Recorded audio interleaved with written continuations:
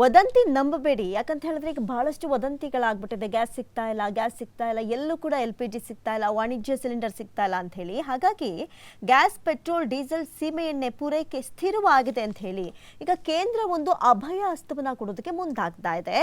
Gas ಸಿಗುತ್ತೆ, ಹೆದರಬೇಡಿ ಅಂತ ಇಲ್ಲಿ ಹೇಳ್ತಾ ಇರುವಂಥದ್ದು ಕೇಂದ್ರ. ಗಾಬರಿಗೆ ಬಿದ್ದು ಸಿಲಿಂಡರ್ಗಳನ್ನ ಬುಕ್ ಮಾಡ್ಕೊಬೇಡಿ.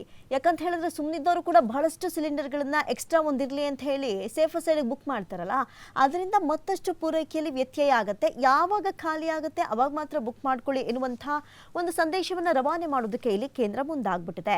ಜೊತೆಗೆ ತೈಲೋತ್ಪನ್ನಗಳಿಗೆ ಮುಂದೆ ಕೊರತೆ ಆಗ್ಬಿಡುತ್ತೆ ಅನ್ನುವಂಥದ್ದು ನಿಮ್ಮ ಭಯ ಅಲ್ವಾ? ಯಾವುದೇ ಭಯ ಬೇಡ, ಯಾವುದೇ ಕೊರತೆ ಇಲ್ಲ ಅಂತ ಹೇಳಿ ಸರ್ಕಾರ ಅಭಯ ಹಸ್ತವನ್ನು ನೀಡೋದಕ್ಕೆ ಮುಂದಾಗ್ತಾ ಇದೆ.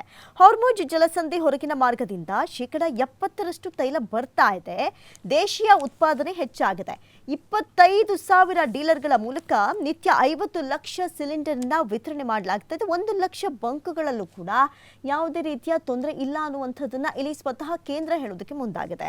ಇನ್ನು ಇರಾನ್ ಸಮರದ ಕಾರಣ ದೇಶಾದ್ಯಂತ ಅಡುಗೆ ಅನಿಲ LPGಗೆ ತತ್ವಾರ ಉಂಟಾಗ್ಬಿಟ್ಟಿದೆ. ಹಾಗೂ ಪೆಟ್ರೋಲ್ ಡೀಸೆಲ್ ಲಭ್ಯತೆ ಬಗ್ಗೆ ಆತಂಕ ಉಂಟಾಗಿರುವ ನಡುವೆ LPG, ಪೆಟ್ರೋಲ್, ಡೀಸೆಲ್, ಸೀಮೆಎಣ್ಣೆ ಮತ್ತು ನೈಸರ್ಗಿಕ ಅನಿಲದ ದೇಶೀಯ ಪೂರೈಕೆ ಸ್ಥಿರವಾಗಿದೆ. ಹಾಗಾಗಿ ಸಹಜವಾಗಿ ನೀವು ಆತಂಕಕ್ಕೆ ಒಳಗಾಗ್ಬಿಟ್ಟು ಈ ಗ್ಯಾಸ್ಗಳಲ್ಲಿ ಏಜೆನ್ಸಿಗಳಿಗೆ ಕಾಲ್ ಮಾಡೋದು, ಏಜೆಂಟ್ಗಳಿಗೆ ಕಾಲ್ ಮಾಡೋದು, ಅಥವಾ ಎಲ್ಲೋ ಒಂದು ಕಡೆ ಗ್ಯಾಸ್ ಸಿಗುತ್ತೆ ಅಂತ ಹೇಳಿ ಯಾವುದಕ್ಕೂ ಈಗ 800 ರೂಪಾಯಿ ಇರುವಂಥ ಗ್ಯಾಸ್, 900 ರೂಪಾಯಿ ಇರುವಂಥ ಗ್ಯಾಸ್ ಕಾಳಸಂತೆಯಲ್ಲಿ 2,000 ರೂಪಾಯಿವರೆಗೂ ಮಾರ್ತಾರೆ ಅಂದರೆ ಸಿಗೋದಿಲ್ವೇನೋ ಅಂದ್ಬಿಟ್ಟು ಅಷ್ಟೊಂದು ದುಡ್ಡು ಕೊಟ್ಟು ತೆಗೆದುಕೊಳ್ಳುವಂಥ ಕೆಲಸ, ಅಥವಾ ಎಲ್ಲೆಲ್ಲೋ ಸರತಿ ಸಾಲಿನಲ್ಲಿ ಕ್ಯೂ ನಿಂತು ಸಂಜೆವರೆಗೂ ನಿಂತು ಆಮೇಲೆ ಸಿಗಲ್ಲ ಅಂತ ಹೇಳುವಂಥ ಕೆಲಸ, ಆಗ ನೀವು ಹಿಡಿಶಾಪ ಹಾಕುವಂಥ ಕೆಲಸ ಯಾವುದು ಬೇಡ. ಸ್ವಲ್ಪ ಸಮಾಧಾನವಾಗಿರಿ ಅಂತ ಹೇಳೋದಕ್ಕೆ ಇಲ್ಲಿ ಮುಂದಾಗಿದೆ. ಜೊತೆಗೆ ವದಂತಿಗಳಿಗೆ ಕಿವಿ ಕೊಡಬೇಡಿ. ಈ ರೀತಿಯಾಗಿ ಸೋಷಿಯಲ್ ಮೀಡಿಯಾದಲ್ಲಿ ಇದ್ದಕ್ಕಿದ್ದಂತೆ ಪ್ರಮೋಷನ್ಗಳೇ ಸ್ಟಾರ್ಟ್ ಆಗಿಬಿಟ್ಟಿದೆ.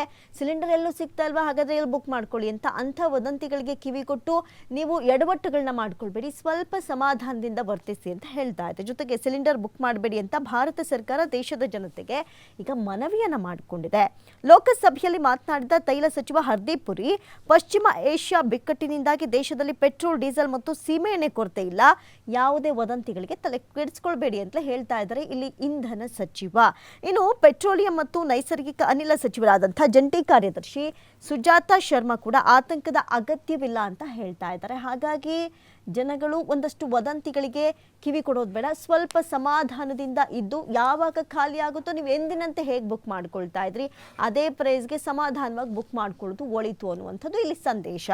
ಇನ್ನು ಪ್ರತ್ಯೇಕವಾಗಿ ಸುದ್ದಿಗೋಷ್ಠಿಯನ್ನು ನಡೆಸಿ ಸುಜಾತಾ ಶರ್ಮಾ, ಇರಾನ್ನ ಹಾರ್ಮುಜ್ ಜಲಸಂಧಿ ಮುಚ್ಚಿದಂತಹ ನಂತರದ ಜಾಗತಿಕ ಇಂಧನ ಅಡಚಣೆ ಉಂಟಾಗಿದೆ. ಆದರೆ LPG, ಪೆಟ್ರೋಲ್, ಡೀಸೆಲ್, ಸೀಮೆಎಣ್ಣೆ ಮತ್ತು ನೈಸರ್ಗಿಕ ಅನಿಲದ ದೇಶೀಯ ಪೂರೈಕೆ ಸ್ಥಿರವಾಗಿದೆ ಎನ್ನುವಂತಹ ಮೆಸೇಜ್ ಅನ್ನು ಪಾಸ್ ಮಾಡಿದ್ದಾರೆ.